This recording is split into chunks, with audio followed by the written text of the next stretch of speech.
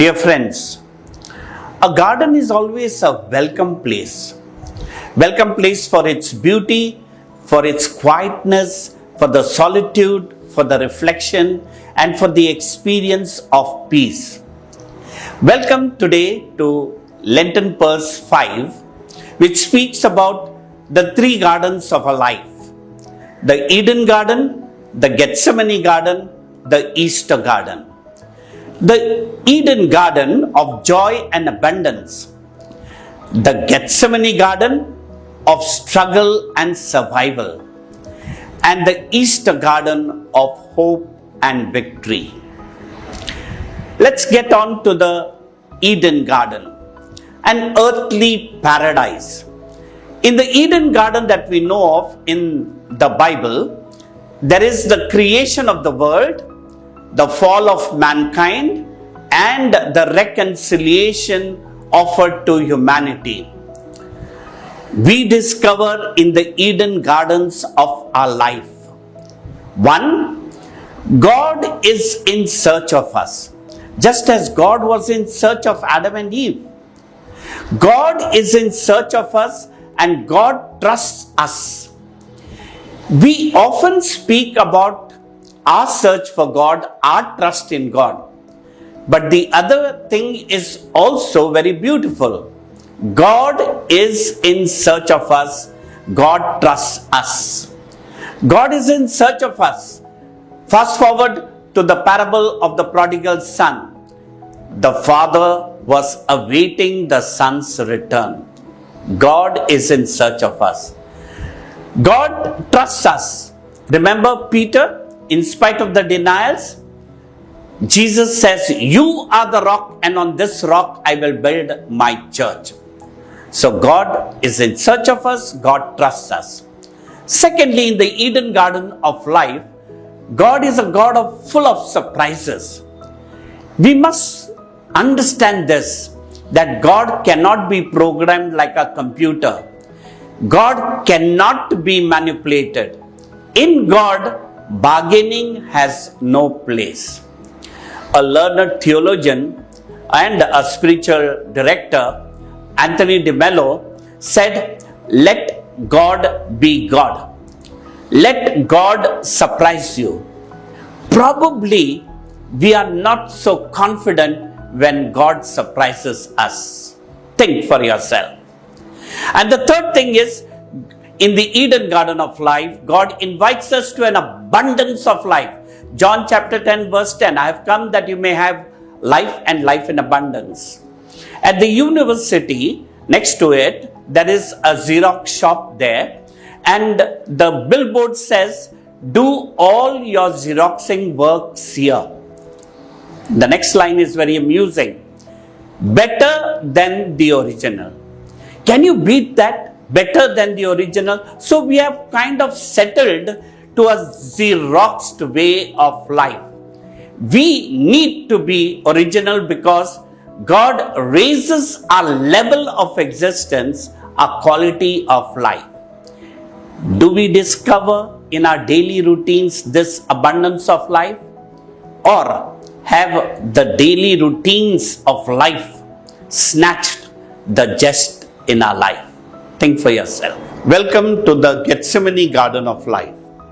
Fulton Sheen, in his reflection on the agony in the garden, said Jesus felt loneliness, abandonment, and helplessness. It is a place where Jesus picked up the broken pieces and walked into the salvation drama of life.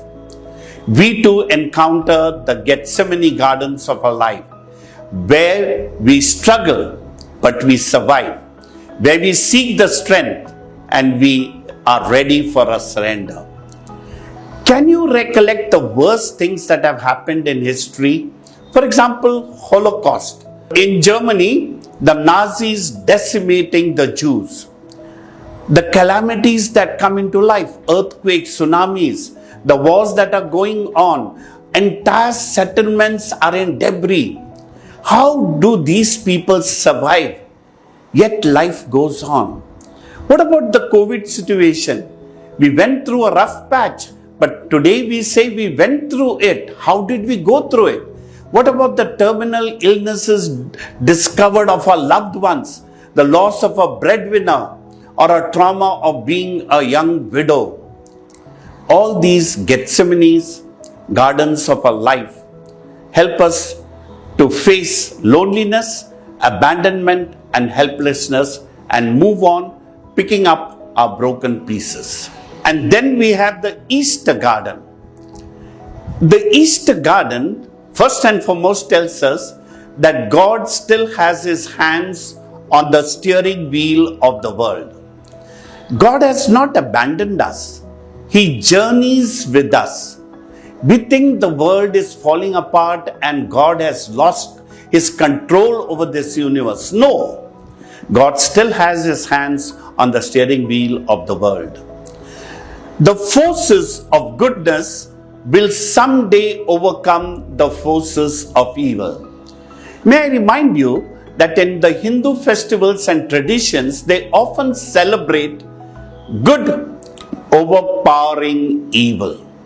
The forces of evil, the forces of death will not have the last word. In 2 Corinthians chapter 4 verse 7, beautiful words. We may be afflicted, but never crushed.